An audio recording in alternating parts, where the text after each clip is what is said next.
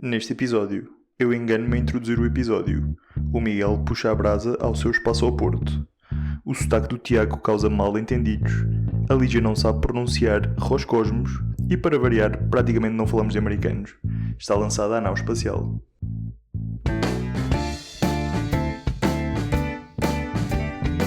Bom dia, tarde ou noite, caro ouvinte. Seja bem-vindo a mais uma tertúlia da nau espacial.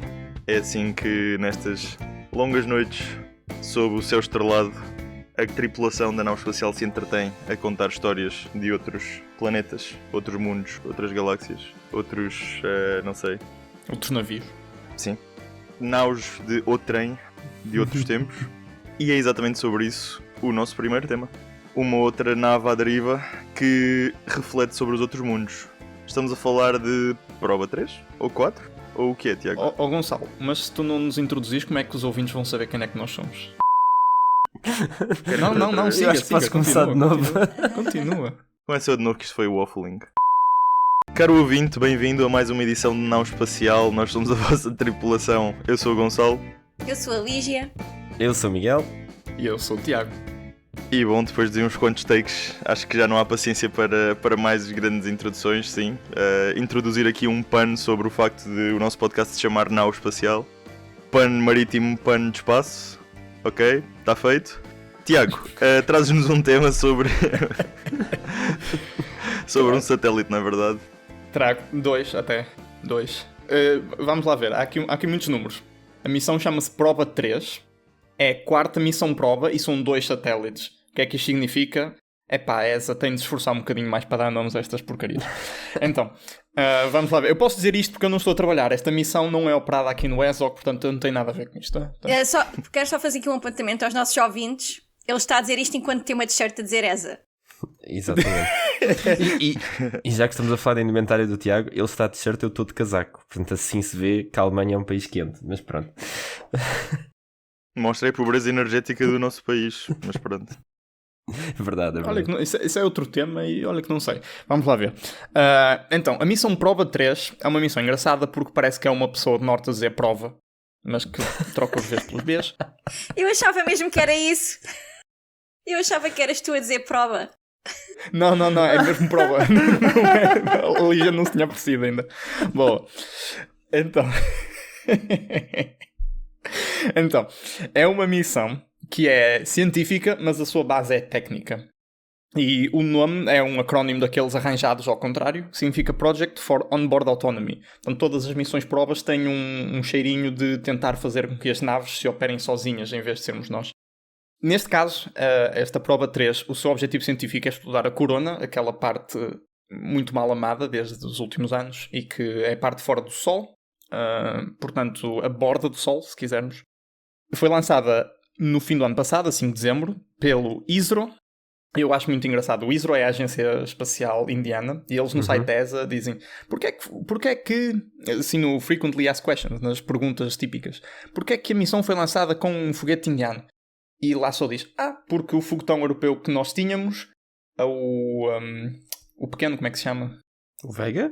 O Vega, exatamente, é demasiado fraco para esta missão, para a órbita que queria, e o Ariane 6 é demasiado forte. É tipo, ok, só há 3 foguetões. Eu gosto dessa resposta.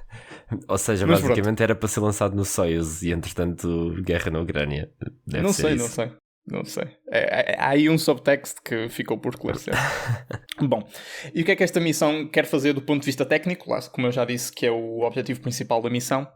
O objetivo é demonstrar um alinhamento orbital autónomo. E para percebermos como é que isto funciona, é melhor começarmos por o que é que a missão faz. Então, são 2 naves, e para estudar a corona, temos uma nave que é um escudo e uma nave que é um detector. Portanto, o detector é um telescópio a olhar para o Sol. Tão simples quanto isso. E para estudar a corona, a parte do centro do Sol, que é muitas ordens de magnitude mais brilhante do que a corona, tem de ser tapada. É o mesmo que tentarmos ver estrelas durante o dia. Não vamos ver nada, está demasiada luz. Temos de esperar que o Sol se ponha para vermos as estrelas que são fontes, as outras estrelas, que são fontes de luz mais ténues. Da mesma maneira, o escudo dá esta proteção ao detector. E então, estas missões têm uma órbita em que a da frente, que é o escudo, está a 150 metros à frente da de trás. A de trás tira as medições e a da frente tem um escudo de 1.4 metros de diâmetro que Se elas estiverem bem alinhadas, faz uma sombra com o tamanho certo sobre o detector de 5 cm do instrumento, né, que quer estudar a corona. Ora, para fazer isto, naturalmente, precisamos de um grau de alinhamento muito fino, né? Estamos a falar de um corpo, um escudo de 1.4 metros a 150 metros com uma sombra de alguns centímetros. Aquilo se mexe um bocado, a sombra vai com um galheiro e as imagens ficam... os dados ficam perturbados, não é? O que nos leva à pergunta: porquê é que simplesmente não é só uma nave que tem um braço com algo a tapar à frente, não é? Essa era a solução mais simples. E a resposta é que a luz é um fenómeno físico muito chato que causa difração, que é um fenómeno em que há uma espécie de um sangramento de luz junto às bordas e, portanto, se nós quiséssemos fazer uma sombra, quanto mais bem definida quisermos que a sombra fique, mais longe queremos que ela esteja do receptor. Por isso é que as naves estão a 150 metros uma da outra, só por uma sombra de uns centímetros. É porque, ao pormos as naves muito distantes, evitamos este fenómeno que cria uma sombra assim imperfeita, digamos. Bom, então as naves foram lançadas, estão a funcionar, estão numa órbita que é muito elíptica, ou seja, não é um círculozinho muito unido à volta da Terra, é assim um círculo esticado. Num dos lados estão muito próximas da Terra, a 600 km de altitude, e do outro lado estão muito, muito alto, a 60 mil km de altitude. E é neste lado muito mais alto, em que a dinâmica é mais lenta e as naves estão-se a mover mais devagar, que elas fazem as observações. Depois, quando elas caem para a Terra e passam junto à zona mais próxima do nosso planeta, aceleram, fica tudo muito mais rápido. Era preciso gastar muito mais combustível para fazer o alinhamento. Não é fazível. E finalmente, como é que as naves conseguem controlar-se sozinhas e fazer este alinhamento? Ora bem, as naves não fazem tudo sozinhas, não é? As naves, quando passam abaixo dos 20 mil km de altitude, obtêm dados GPS. Dados GPS são muito bons para fazer a determinação da órbita das naves e ver onde é que elas estão quando passam nessa parte da órbita. Quando estão lá em cima, deixa de haver GPS, ou seja, acima dos 20 mil km até aos 60 mil, que é o ápex da órbita, deixamos de ter GPS. E é autónomo, portanto elas têm de fazer este alinhamento sozinho. Portanto, o site da ESA tem uma explicação muito simples, eu acho muito bem tecida, que é, basicamente, as naves têm LEDs e câmaras viradas uma para a outra. Portanto, há sempre uma das naves que é mestre e outra que é a subordinada, digamos. Que é a não beta. Por aí, a alfa e a beta, se quiserem. Pronto. Então, uma das naves tem LEDs e a outra nave tem umas câmaras que olha para os LEDs e consegue tentar alinhar os LEDs no centro, por exemplo. Isto é bom e dá uma posição relativa das duas naves de alguns centímetros, mas não chega. Então, o que os senhores da equipa da Proba 3 pensaram foi: vamos pôr um retrorefletor cúbico, aqueles espelhos com 3 lados a 90 graus, com aqueles sinais de trânsito, em que quando vocês vão a conduzir de noite na estrada com as luzes ligadas, eles ficam muito brilhantes. Então tem assim uns refletorzinhos muito pequenos que refletem toda a luz de volta de onde ela vem. E nesta nave há a mesma coisa. Há um cubinho destes, com espelhos, e a outra nave tem um laser que aponta para esse ponto, e o laser vem de volta, e com isso a nave consegue calcular a distância entre uma e a outra com uma precisão de milímetros, que é o suficiente. Para além disso, o próprio instrumento que está a observar o Sol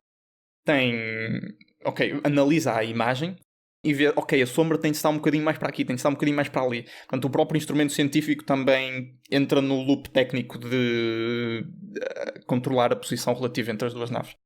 Portanto, eu achei que isto era uma missão engraçada. Eu já não trazia aqui há muito tempo, assim, missões que não conhecia, que é, para os ouvintes de mais longo termo, foi, assim, um bocado a minha motivação inicial no podcast era: vamos falar sobre as missões aleatórias que o Tiago descobre esta semana. Pronto, decidi voltar a trazer esta rubrica de novo, e também achei engraçado porque, pronto, estas tecnicalidades são muito engraçadas para mim, que faço isto não nesta escala, noutra escala, mas é sempre muito engraçado ver como é que isto funciona. E também é muito interessante saber como é que a corona do nosso Sol funciona, porque isto afeta o tempo solar, né, o space weather, e afeta as injeções de massa coronal, que afetam os nossos satélites, os nossos sistemas elétricos. É um fenómeno importante de estudar do ponto de vista da defesa do nosso ambiente planetário. Isto está na moda? Está? Está? O Space Weather está muito na moda agora, também no contexto da defesa até. Por duas vias. Por um lado, porque sim, com a União Europeia a conglomerar alguns serviços de interesse público, o Space Weather faz parte disso e pronto, portanto estão a equacionar como é que podem trazer valor à vida das pessoas com o Space Weather, por um lado, porque faz parte do Space Situational Awareness, acho eu. Portanto, tudo o que tem a ver com coisas no espaço, identificação de satélites, etc. E o Space Weather para eles faz parte deste diretório, espécie. E por outro lado, porque alguns fenómenos de interferência, por exemplo com o GPS ou com telecomunicações ou com o que quer que seja, podem ter fontes naturais, portanto o efeito do Sol, ou fontes artificiais. Portanto, os russos, por exemplo, nos arredores das fronteiras e da Ucrânia e nos Bálticos e tudo mais, frequentemente fazem jam, portanto interferência com o GPS e pronto, há interesse em determinar se isto são os russos ou se é o Sol. E o Space Weather, pronto, faz parte disso.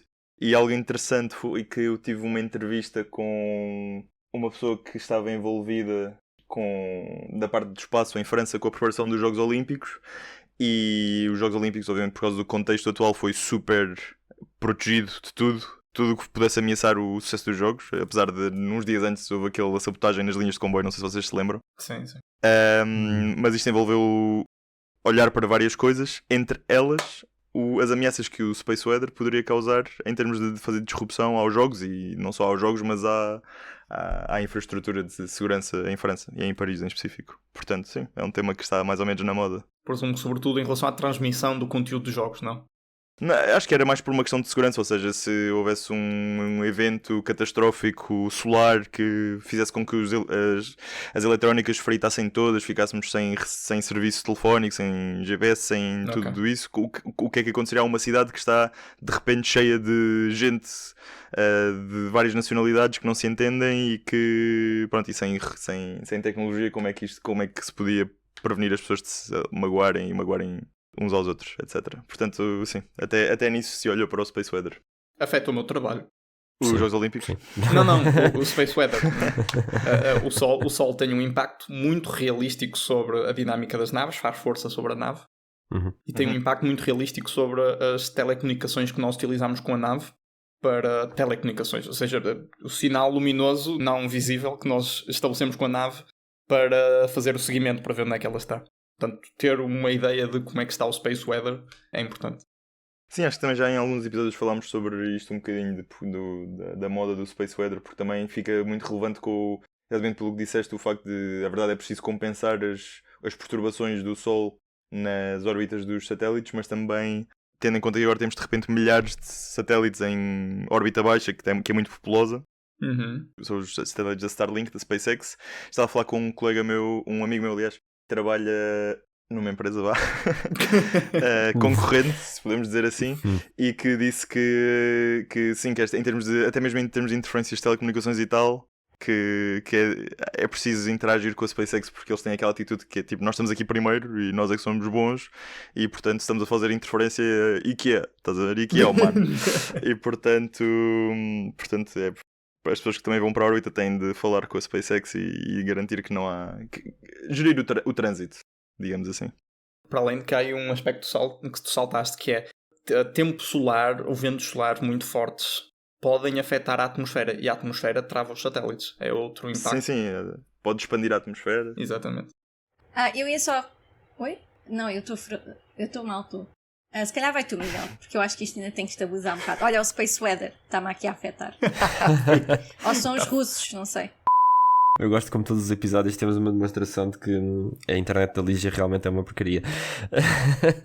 A internet da Lígia e toda a gente que vive neste país. Exato.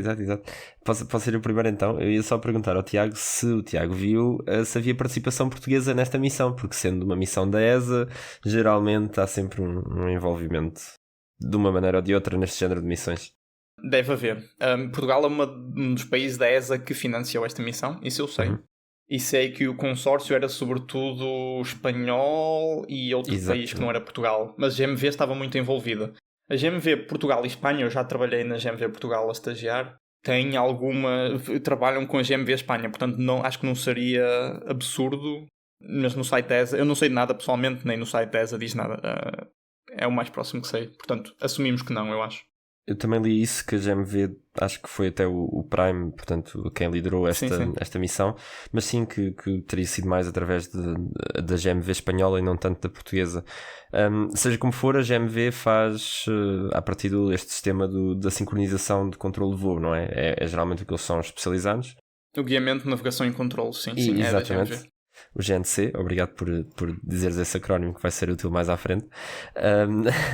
E o que eu vi também foi que talvez a TechEver, uma empresa portuguesa mais responsável ou mais conhecida até pelos drones, que à partida terá também contribuído para o sistema de comunicação, portanto das antenas e etc.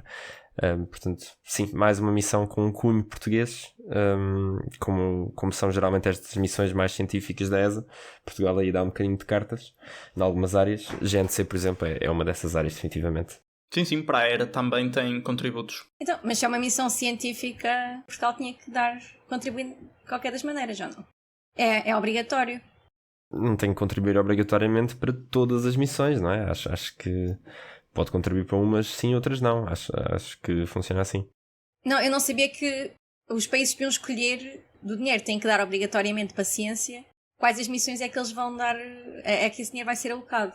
Não tinha ideia que era assim, acho que não. Eu não sei se é o país que escolhe, se são as missões que escolhem, pois. Se é simplesmente uma questão de quem é que temos aí para fazer isto. Aqui? Ok, então vai aqui. Se não houver ninguém em Portugal para fazer uma certa coisa, pronto, não vem para Portugal, não é? Não, mas isso é a parte da indústria. Sim. Pois, ok. Pronto, não estás a dizer o país contribuir, mas sim a parte de haver empresas em Portugal que contribuem. Sim, exatamente. São coisas diferentes. Mas quando nós falamos tipicamente da contribuição do país, é isso, é a indústria desse país. Ok, também podem ser universidades, mas em Portugal não sei. Não, porque o país, vamos cá ver, para a ciência eles têm que dar sempre um X, uma percentagem. Todos os países membros da ESA têm que dar sempre dinheiro para a parte da ciência. Isso é done deal, não dá para fugir. Mas eles podem decidir dar um extra se gostarem muito da missão ou se a missão estrategicamente for boa para o país. E normalmente essa estratégia tem a ver com haver empresas que têm interesse. Portanto, o que eu estava a perguntar é se, quando dizem Portugal decidiu investir nesta missão, se quer dizer que eles deram mais dinheiro do que o que tinham que dar obrigatoriamente, o que duvido um bocadinho. Não sei, era a minha pergunta. Se fores ao site da ESA, da missão, tem lá em baixo Contributors, Portugal. Eu posso dizer que em termos de dinheiro não tenho a certeza se houve esse esforço adicional, mas sei que houve um interesse particular da Agência Espacial Portuguesa e da Comunidade de Espaço Portuguesa nesta missão, sim. Por outras razões que, entretanto, nem sequer se materializaram. Portanto, sim. Ok. Estou esclarecida. Sim, mas eu tenho uma dúvida de ciência, eu lamento, fiquei para o último porque estou com má internet. No entanto... Sobrevivência do mais adaptado. Querem saber o que é que a civilização faz uma à outra quando não há internet e boa tecnologia? É isto. É o que estão a ver agora na América. Como não temos bom Wi-Fi, andamos todos à batatada. Tem tarifa no Wi-Fi também. O space weathering é dependente do ciclo do Sol, não é? E para ouvintes mais recentes, nós já falámos disto imensas vezes noutros episódios, mas o ciclo do Sol do nosso Sol é cada 11 anos temos um evento de alta atividade do Sol. Por isso é que tivemos muitas auroras nestes últimos 2 anos. Mas agora vai começar a decair. Isso é expectável que melhore a comunicação com as spacecrafts? Falam nisso? Ou o space weather é sempre mau? É sempre mau. É só menos mau. Eu acho que é a resposta, não é? Bom, para o nosso segundo tema, o Miguel Morgado traz-nos notícias sobre um grupo de pessoas que teve um grande sucesso. Ou será que foram pelo menos um bocadinho exageradas? Péssimo. O teu tema está cancelado, Lígia. Pode ser como o teu tema. Portanto, para quem não percebeu, esta introdução do Gonçalo quer falar da empresa Isar. A Isar Aerospace, cujo seu foguetão de nome Spectrum teve o seu primeiro lançamento agora há uns dias. É assim, foi, para quem não viu, Foi o primeiro foguetão a descolar do novo Porto Espacial de Andøya, na Noruega. E, spoiler, foi também a primeira aterragem de um foguetão no Porto Espacial de Andøya, na Noruega. Ou seja, é reutilizável o foguetão, então eles podem lançar outra vez. Essa parte eu diria que não. Para quem não sabe o que aconteceu, Lígia, já viste o vídeo? Porque tínhamos aqui uma não. pessoa que ainda não tinha visto. Para quem não sabe o que aconteceu, basicamente o foguetão descolou, falhou, rodopiou, desceu e depois explodiu. Foi mais ou menos Tudo isto. isto em menos de 30 segundos, não é? Exatamente, em 44 segundos, acho eu, para ser preciso. Portanto, sim, a descolagem até parece mais ou menos nominal, digamos assim, apesar de, na minha opinião, um bocadinho lenta, se bem que eu acho que não me parece ter havido uma falha de propulsão. Pois é, parecia daqueles foguetões grandões, não é? Que Exato. parece que estão a andar em câmara lenta a subir e eu estava a esperar que isto fosse tipo um daqueles foguetões do Red, tipo, faz um fogo de artifício. Sim, exato, mas não, pareceu uma descolagem relativamente lenta, se calhar é mesmo assim, está desenhado para ser dessa forma. Mas depois estima-se que o Rocket terá subido o foguetão, terá subido cerca de 500 metros no máximo, se calhar até menos que isso. Começa a cambalear para um lado e para o outro, parecia que tinha bebido um bocado de vodka em vez do propano, que é o combustível que o alimenta. Rodopiou demais, os motores são desligados pelo sistema de determinação de voo, por segurança. E ele depois desce e pronto, e aterra no mar. Ao início houve alguma especulação, pelo menos da minha parte e do Gonçalo, mas sei que de mais pessoas que acompanhámos a coisa mais ou menos em direto, se ele tinha aterrado na plataforma de lançamento, destruindo aquilo tudo, se tinha aterrado no mar, se tinha aterrado em terra. Na estrada até. Quantas cartas tinha morto? Exato. Portanto, aterrou realmente no mar, mas se virem o vídeo, se virem as imagens, aterrou o quê? A 500 metros, se calhar nem tanto menos da plataforma de lançamento. Aparentemente a plataforma sobreviveu, portanto, amanhã, bom, como quem diz, mas amanhã se quiserem podem tentar lançar outro, seja esta empresa, seja outra qualquer, portanto, menos mal aí nesse aspecto. E pronto, e é assim o segundo Desire. Acho que podemos chamar um Desire, apesar da empresa ter achado que foi um grande sucesso, já lá vamos, mas foi assim o segundo Desire de uma empresa, de uma startup de foguetões alemã, sendo que o primeiro foi o da RFA, que em outubro, não sei quando é que foi, mas já há uns meses, rebentou o seu foguetão na plataforma, mas não estava ainda sequer a ser lançado, estavam só em fase de testes, e pronto, e é assim que se aprende, é errando. Esta Isar, portanto, neste derby de Munique dos foguetões, a Isar aparentemente está à frente porque ao menos já conseguiu ter 30 segundos de dados de voo.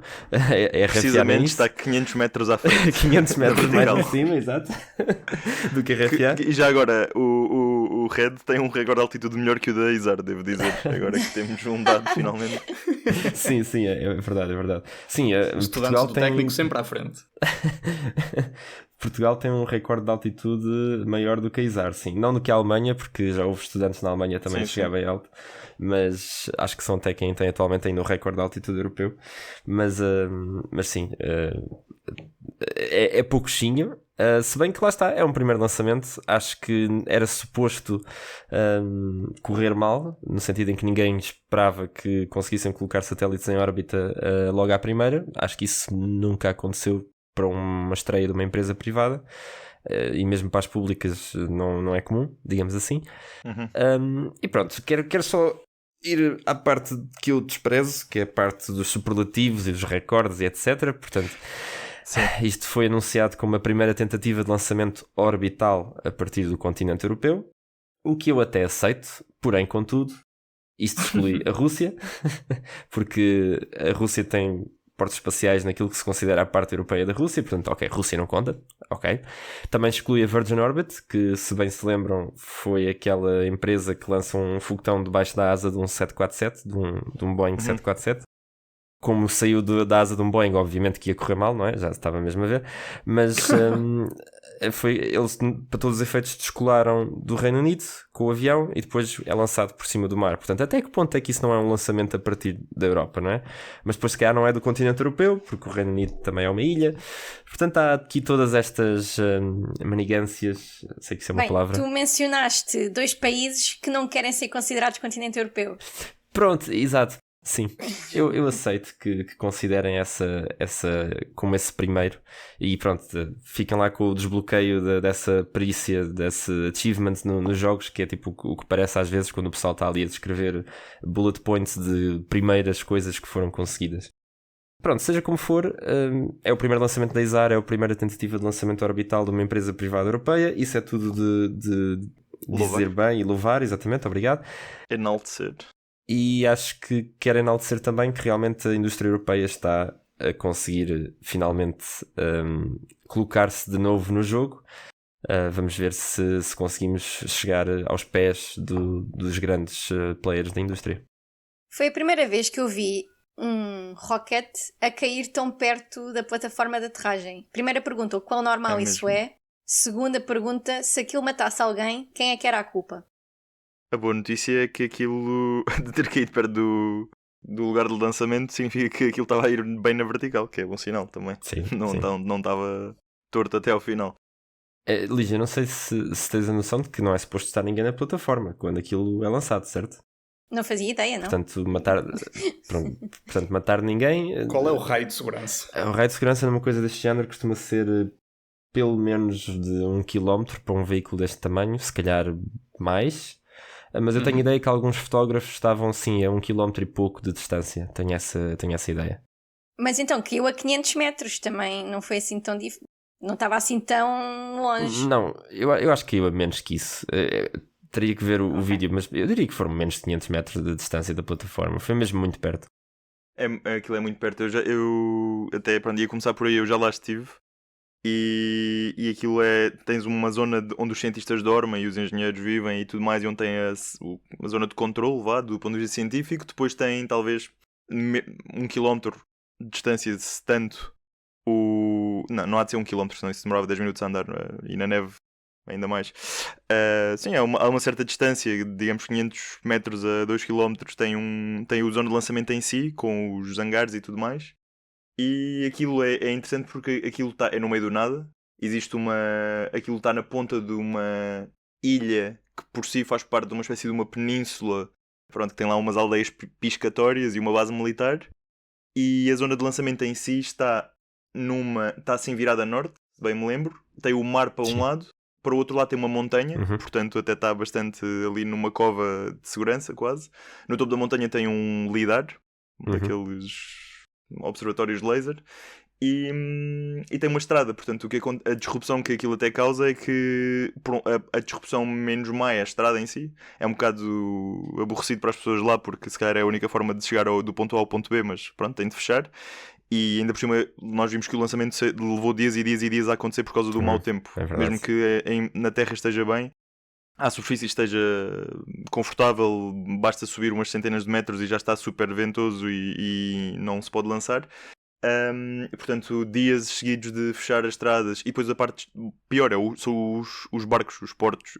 Tem uns portos lá na Noruega e os navios passam por lá de pesca, de carga, por causa da indústria petrolífera também. E portanto isso é que causa um bocado de disrupção. Em termos de se cair e matar alguém, os foguetões têm geralmente um sistema como é que se chama? O sistema de terminação de voo, sim, que foi exatamente o que atuou aqui, supostamente. E que abortou. Atuou ou falhou? Terá atuado, porque se vê-se quando. Pelo menos acho que a empresa ainda não. Não, mentira, acho que a empresa diz explicitamente que o sistema foi atuado. Mas tu vês quando ele começa a virar-se ao contrário, os motores desligam e não parece ser de propósito. Não parece ser desligam porque ficaram sem combustível. O que eu queria dizer era que eles geralmente têm até explosivos que fazem com que aquilo se destrua completamente em bocadinhos pequeninos para minimizar o dano se aquilo estiver por cima de áreas com população. E neste caso acho que também, como caiu no mar, se calhar não ativaram propriamente esse último recurso. Sim. Mas frequentemente nos voos dos Arianes e de outras empresas até maiores, se vê que quando aquilo começa a correr mal, quando começa a inclinar, há casos em que aquilo começa logo a inclinar e eles explodem logo com aquilo tudo para cair em pedacinhos. Se calhar, como aqui era por cima da baía, não foi preciso fazer isso, ou se calhar até falhou o sistema, que seria ainda mais preocupante. E quem seria culpado por isso? Olha, eu não sou expert das leis, tenho colegas que são. Acho que tudo o que tem a ver com lançamento para orbital, o Estado é é responsabilizado, depois Uhum. com a lei nacional do Estado pode responsabilizar as empresas É isso mesmo. e existem seguros para isto tudo, portanto, pronto, alguém haveria de ser compensado, naturalmente. Não a pessoa falecida, né?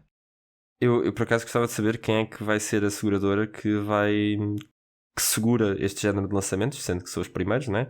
E quem é que vai Sim. segurar o segundo, tendo em conta o que aconteceu no primeiro. Sim, já que os acidentes de viação não é um problema, imagina. Exato. Pronto, aqui há obviamente empresas especializadas para isso, mas até por causa de alguns satélites que nós aqui acho que já falámos que também se perderam já no espaço, as seguradoras espaciais estão assim um bocado queimadas. Portanto, eu acho que já não há muita gente a querer estar neste mercado. Eu espero que continuem, obviamente, porque a gente precisa desses seguros. Eu preciso desses seguros, por exemplo, para o trabalho da minha empresa. Portanto, espero que não deixem de trabalhar. E também vos digo, se há alguém que vai à falência, mais rapidamente vai a Izar do que a seguradora. Portanto, não estou também muito preocupado aí. Eu queria também chegar aí ao meu comentário, que é, isto definitivamente sentiu-se que foi uma estreia, apesar já destes os exemplos todos da Rússia e dos horizontais do Reino Unido, mas acho que, pronto, Rússia é um caso à parte. Aliás, a independência europeia de lançamento é exatamente para não depender da Rússia e dos Estados Unidos. Por outro lado, esses horizontais, não sei, quase que é batota, não é? Isto para quem gosta do espaço e do clássico, quer é ver a coisa a chegar de lá abaixo e lá acima, assim bem vertical. E já há muito tempo que andamos a falar dos spaceports e das empresas de microlançadores e, portanto, definitivamente foi pela primeira vez um spaceport com um microlançador de descolagem vertical. Portanto, foi muito bom. Acho que toda a gente, até os competidores, não é? Até os concorrentes, estiveram contentes de ver isto finalmente a acontecer. Sim. É a prova que pode ser feito e deixou, mesmo apesar da explosão, de certeza que deixou um bom feeling a todos os europeus e mesmo fãs de espaço que viram isto acontecer. Por outro lado, temos o caso de a Izar vender isto como um muito bom sucesso. Estes superlativos, como o Miguel aqui disse, é a nossa inside joke, quase desde o tempo de estudantes, não é? Em que tudo o que fazíamos tinha de ser o primeiro ou o melhor, que é para ter um melhor marketing para ganhar algum financiamento. Seja daqueles prémios da faculdade ou dos sponsors e tudo mais, que pronto, é preciso vender as coisas porque até mesmo para, sei lá, um banco gigante tipo Caixa ou Santander que não se importa com estas coisas de estudantes, fica mais fácil de vender e de aceitar se for o melhor ou o primeiro ou o maior ou o que quer que seja. E não ironicamente, eu acho que é isso que se passa aqui também, porque uma das teses que eu tenho andado a promulgar, e vamos ver se tem algum impacto, é o facto de que quando este new space, e que depende de investidores que não são propriamente uma senhora, tipo, só usar uma toalha, acabou de vir à janela, assumou e foi-se embora. Ok, mesmo à minha frente. Ok.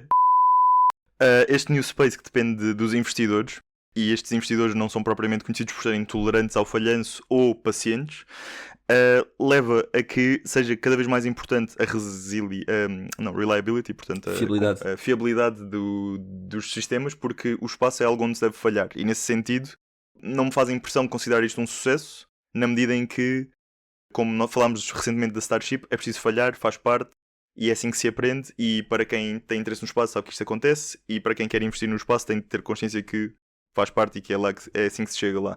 No entanto, já vimos casos em que estas empresas muito comerciais, muito new space, vão depois sentir as consequências do falhanço. Por exemplo, a Virgin Orbit teve uma ou duas falhas de seguida e faliu.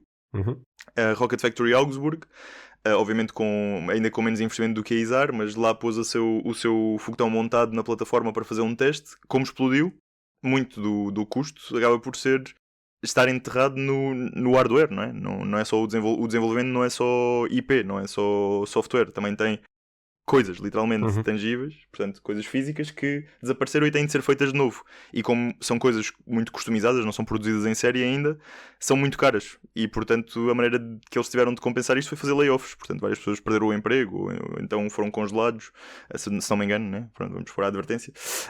Mas pelo que parece, pronto, é preciso reduzir o payroll para poder literalmente comprar outro foguetão. Sim.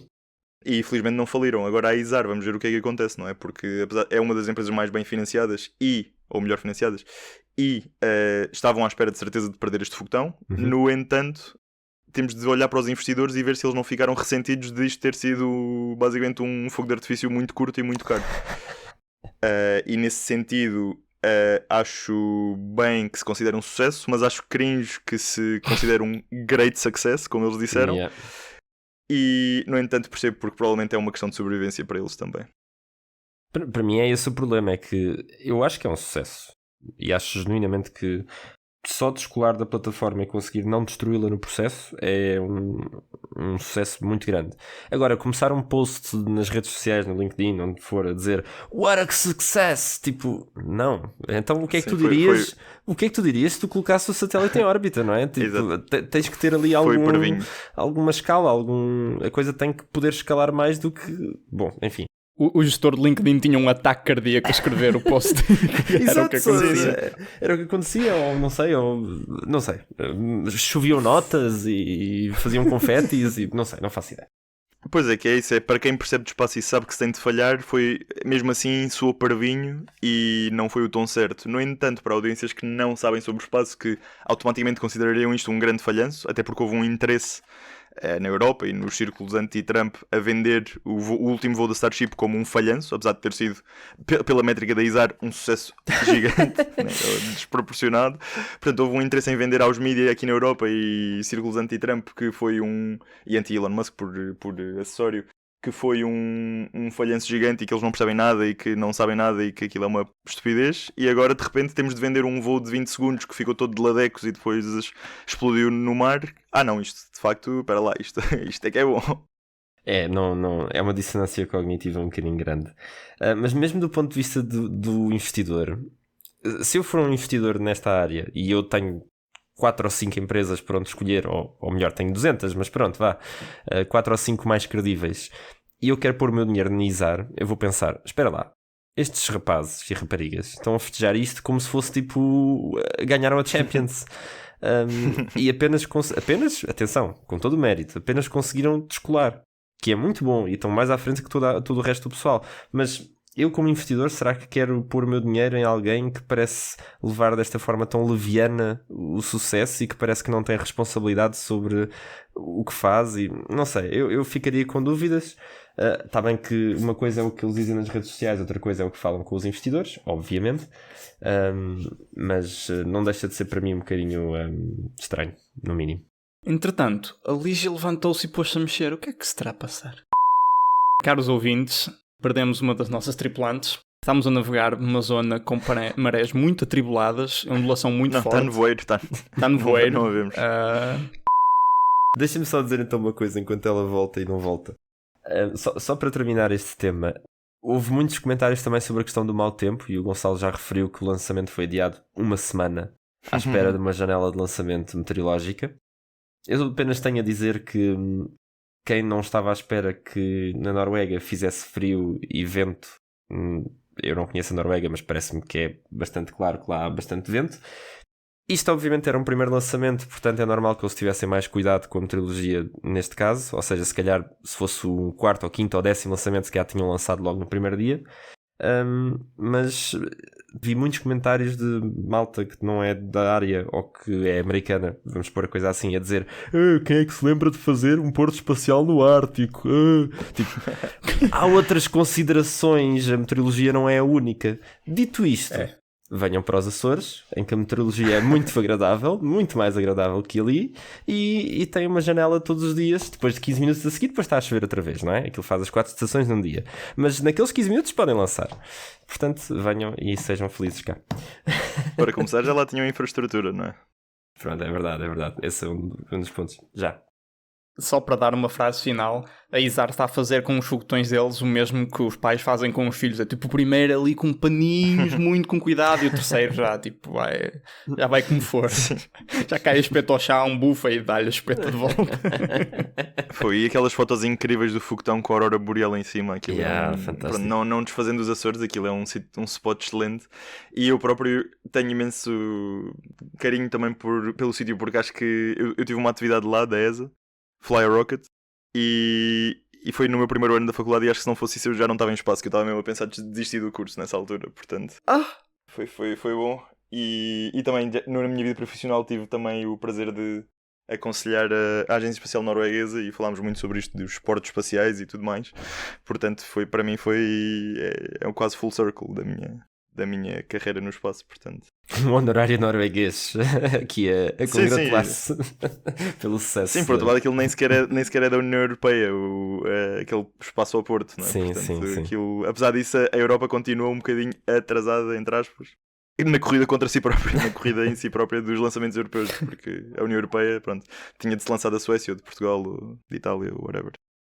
Último tema, a Lígia traz-nos uma notícia sobre um rover. Eu acho que os rovers são os cachorrinhos do espaço, não sei, são mesmo fáceis de personalizar e de humanizar.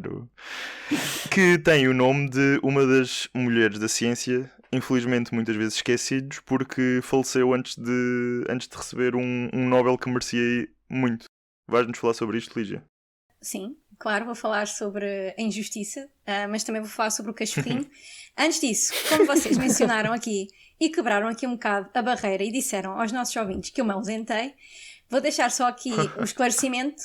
Há duas partes do nosso corpo humano que não nasceu para viver mais do que 30 anos. A primeira é o nariz. E para quem tem alergias, sabe perfeitamente que agora, depois dos 30, as alergias estão bem piores e não dá para respirar em toda a primavera. O segundo órgão é a bexiga. A bexiga não foi criada para viver mais do que 30 anos. E mulheres com mais de 30 anos irão compreender o que é que eu tive que ir fazer depois de estar aqui já uma hora a ouvi-los. Mas pronto, continuando. Isso implica que ouvir-nos dá-te vontade de ir à casa de banho. Porque mexe com a minha ansiedade de entusiasmo. Fica com o coração a bater a 1000, que circula mais rápido. Pronto. Ok. Médicos, deixem comentários. Eu também deixar só um último comentário. Independentemente do falhanço do último Rocket que eles estavam a falar, vão ver o vídeo porque o sítio é lindíssimo. Eu metade do tempo nem estava a conseguir olhar para o Rocket. Estava só a ver a paisagem, que é lindo. Bem, de facto vamos falar, aliás, no tema já deste podcast está a ser os grandes sucessos da Europa, não é? E continuando nessa temática, vou falar do ExoMars, que finalmente deu à costa, outra vez mais notícias. Mais, não más. Desculpem a minha muito má dicção. Então, o ExoMars é um programa de exploração de Marte desenvolvido pela Agência Espacial Europeia. Antigamente estava a ser desenvolvido pela Agência Espacial Europeia e Roscosmos. Mas já sabemos, a Ucrânia foi invadida, blá blá blá. Estamos sempre a dizer a mesma coisa para muitas das missões. Ok, passando isso à frente, que já não interessa para nada. A Europa fez um move on e decidiu reinventar completamente este programa. O objetivo principal continua a ser o mesmo, investigar se já existiu vida em Marte, estudando o ambiente e recolhendo amostras no solo marciano com profundidade. Vamos então agora ao como. Como é com o rover, como já falámos do tal cachorrinho. O programa ExoMars em si não é o rover. Tem muitas outras componentes. Houve até uma componente que já foi lançada com Roscosmos há uns anos, que é uma pequena nave que está a recolher gases da atmosfera. O rover do ExoMars chama-se Rosalind Franklin. A Rosalind Franklin foi uma cientista britânica pioneira na pesquisa do DNA. Onde é que ela devia ter recebido o seu Nobel? Ela devia ter recebido o seu Nobel, bem vivinha e novinha, com o Crick e com o Watson. Tal não aconteceu.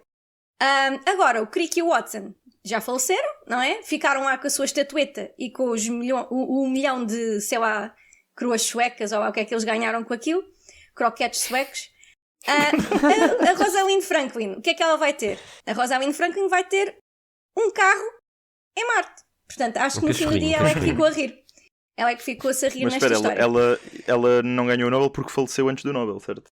Não, ela não ganhou o Nobel porque não foi reconhecida a sua participação na descoberta da estrutura do DNA. Quando ela é que foi ela que conseguiu fazer o raio-x. Espera, mas ela faleceu em 58 e o Nobel foi em 62. Se calhar... Mesmo assim, o nome dela devia ter aparecido. Eu sei que não, eu acho que não, Tiago, porque os Nobels não podem ser dados a pessoas que morreram. É verdade. Claro, mas não, é assim, eu sempre ouvi dizer que a razão não foi essa, que a razão foi que ela não foi reconhecida. Sim. Portanto, vê eu lá. Por acaso...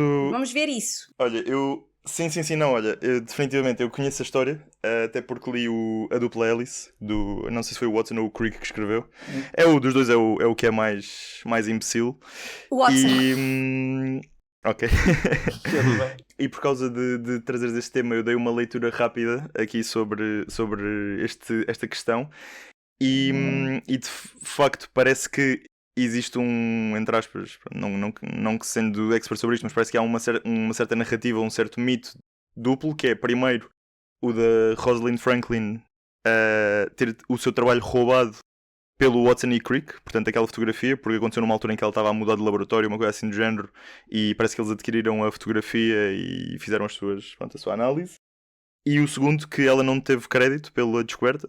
E um artigo que eu li do The Guardian é que estas ideias vêm do livro do Watson, então, em que ele é um tipo um bocado, pronto, como é que eu ia dizer?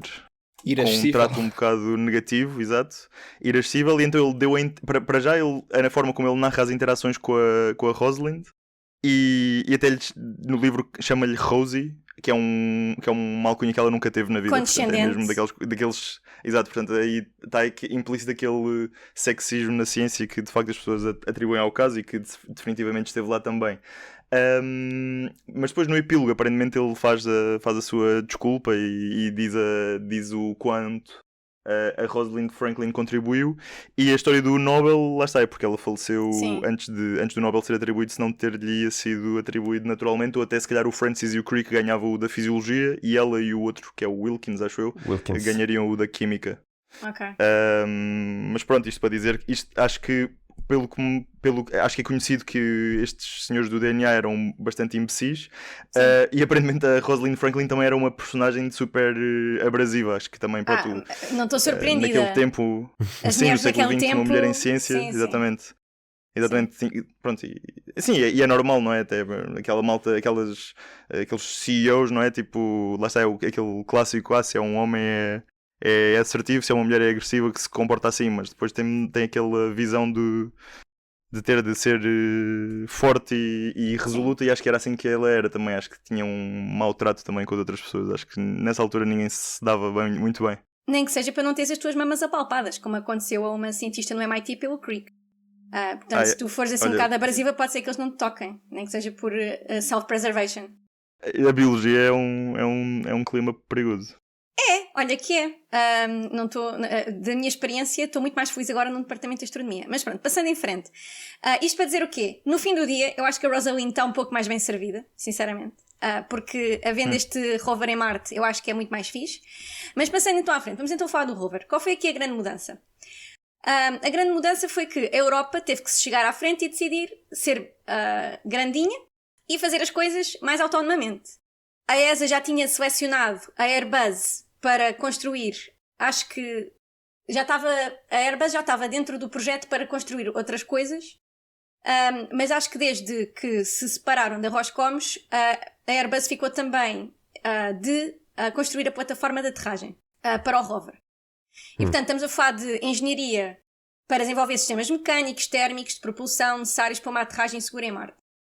E adicionando a isso, o processo de aterragem, como sabem, é um dos maiores desafios, e foi acho quando ficámos na mão, quando o Roscosmos deixou de ser a nossa parceria, porque desde a entrada na atmosfera marciana até a aterragem é um processo que dura 6 minutos, mas são 6 minutos de sofrimento puro. Acho que são os piores 6 minutos para aquelas equipas que estão na salinha. 6 minutos de terror, não é? De terror, exatamente. Pessoas que têm o trabalho do Tiago, que perdem o rim, ganham cabelos brancos só nesses 6 minutos.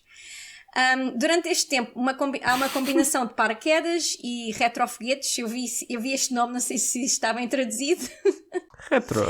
Retrofoguetes, porque são foguetes que disparam retrogadamente ao contrário do movimento da nave, sim. Tá certo. Eu vi isto, mas suspeitei. Foguetes travão, boa. Que desaceleram o módulo e tem que desacelerar, não sei se isto está certo, mas 45 metros por segundo para menos de 3 metros por segundo antes do contacto com a superfície. Não sei se isto soa bem, sim. Mas foi o que a internet me disse. Deixa-me só dizer, é a partir dos 45 metros por segundo, porque os primeiros, não sei, centenas de milhares de metros por segundo são abrandados por paraquedas. Geralmente é assim que funciona. Sim. Primeiro é os paraquedas e depois vêm os retrofoguetes. Este é o seguimento, exatamente. Ora bem, então qual é que é o objetivo científico do rover Rosalind Franklin? Encontrar DNA em Marte. Bem, isso é verdade, pode ser DNA. Eu acho que a parte mais excitante para mim neste rover é o facto de vai ficar preparado para perfurar a superfície a 2 metros de profundidade. Uau. 2 metros de profundidade é imenso, considerando que o grande problema da superfície de Marte é a radiação, e a maior parte da radiação é radiação cósmica. E a radiação cósmica não penetra mais do que uns centímetros, ou no máximo 1 metro, se for mesmo muito potente. Portanto, a 2 metros já estaremos livres dessa radiação abrasiva para a vida e poderá haver vida preservada. Ou vida que ainda está viva, pronto. Mas se bem que este rover é mais feito para procurar vida fóssil, vida passada. E pronto, isto é um grande entusiasmo, porque acho que é a primeira vez que vamos perfurar tanta profundidade num objeto fora da Terra. E se isto correr bem, pode ser que aprendamos como é que se faz esses drillings e se consiga estender, por exemplo, para a Europa ou para Enceladus, noutras missões que possam existir para aterrar. Se bem que se só perfurares 2 metros, em Europa não chegas a lado nenhum, porque aquilo são quilómetros e quilómetros de gelo. Mas pode ser que encontres uma bolsita de água mais abaixo. Queria só também dizer que, como tivemos que nos desamigar dos nossos colaboradores, tivemos que encontrar outros, e eu achei muito giro a lista de contributors. Vou aqui pôr zoom, que eu já estou um bocadinho mal aos olhos também, outra coisa que não foi feita para durar mais do que 30 anos, que é os nossos olhos. Então, temos a Áustria, temos a Alemanha, Portugal. Portanto, ao contrário do Tiago, eu fiz o meu trabalho de casa e verifiquei realmente se Portugal estava aqui. Mas isto é assim? Manda-se bocas agora? Então, estão aqui a dizer que é para Active Space Technologies, Critical Software, e deram o nome de Deimos, GMV, HPS, IST. IST e ST, portanto o técnico. Sim, HPS. Não conheço... Não conheço. Parece tudo nome de vírus.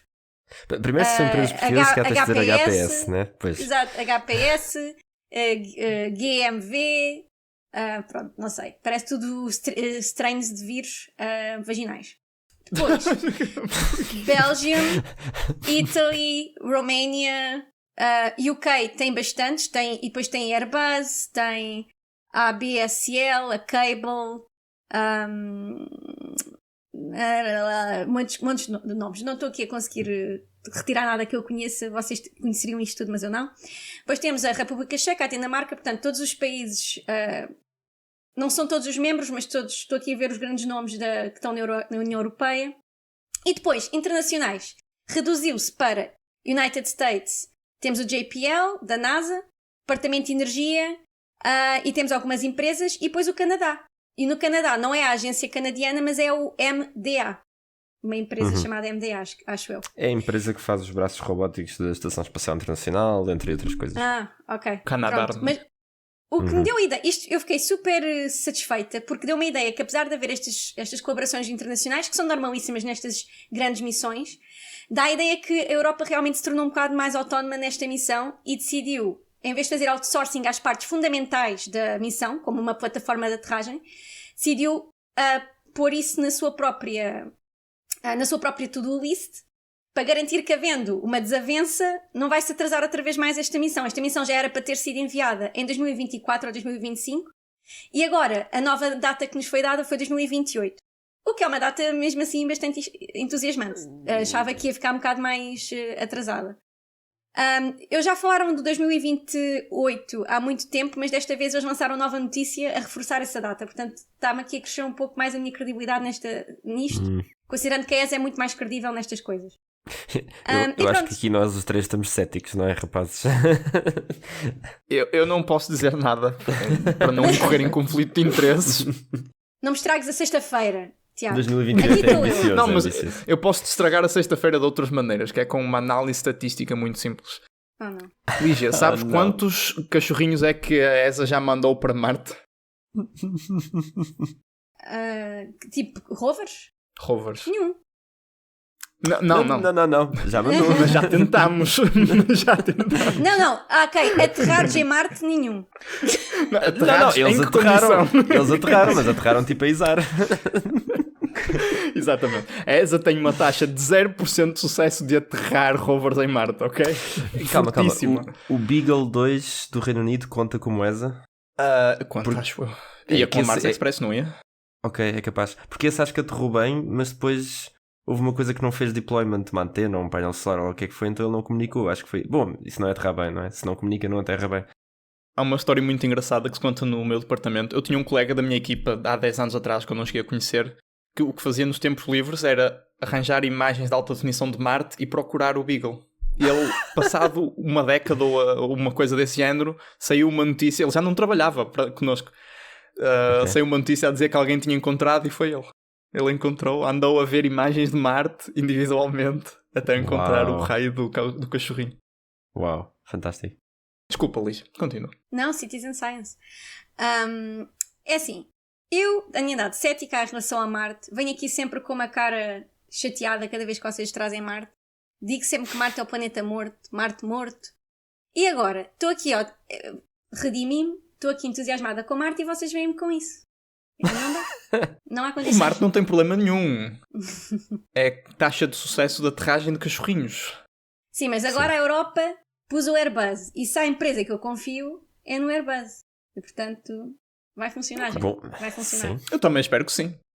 Olha, o que eu quero é fazer um apontamento muito interessante. Já repararam que hoje mal falámos na América e na NASA e na Starlink e nessa gentalha? Foi um bom episódio por causa disso.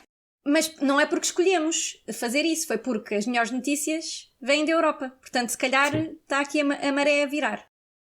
Não, e repara, e havia uma notícia eventualmente que vinha dos Estados Unidos, que era notícias sobre como a missão Starliner com a Boeing foi ainda pior do que a gente pensava. E a gente escolheu não falar dessas. Portanto, da América só vem mais notícias agora. Eu acho que temos de aproveitar a deixa náutica que a Lígia deixou, que a maré vai virar e levar a nossa nau para outros sei lá, coisas correntes. Hoje as minhas introduções e ex-deduções não estão muito boas, portanto. Obrigado por estar desse lado, caro ouvinte. Deem-nos feedback. Muitas pessoas me vieram perguntar recentemente, por acaso, podem deixar comentários, principalmente para reclamar das coisas que eu digo no podcast.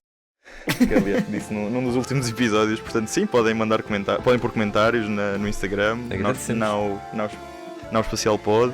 Podem também enviar e-mail para nauspecialpod@gmail.com. A música que estão a ouvir neste momento é Josh Woodward. Não posso esquecer de dizer essa nunca. E pronto, acho que alguém me tem de substituir como moderador, que isto tem estado duro. 2 vezes de seguida não é para mim. Eu tenho de recuperar, tenho um período refratário para isto. Adeus, pessoal, adeus. Não estou nada inspirado. Isto foi painful.